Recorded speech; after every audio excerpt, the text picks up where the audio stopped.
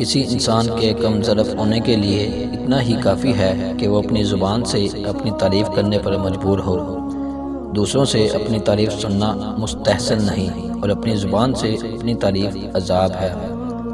عافیت اس بات میں نہیں کہ ہم معلوم کر رہا ہے، عافیت اس بات میں ہے کہ کشتی کنارے لگے۔ اب کسی نبی نے دنیا میں نہیں آنا، لہٰذا دین کی تبلیغ کی عظیم ذمہ داری ہم سب پر ہے۔ اپنی اصلاح کے بعد یہی امت دنیا کی اصلاح کرے۔ جس نے لوگوں کو دین کے نام پر دھوکہ دیا، اس کی عاقبت مخدوش ہے، کیونکہ عاقبت دین سے ہے اور دین میں دھوکہ نہیں۔ اگر دھوکہ ہے تو دین نہیں۔ جو شخص اس لیے اپنی اصلاح کر رہا ہے کہ دنیا اس کی تعریف و عزت کرے، اس کی اصلاح نہیں ہوگی۔ اپنی نیکیوں کا صلہ دنیا سے مانگنے والا انسان نیک نہیں ہو سکتا۔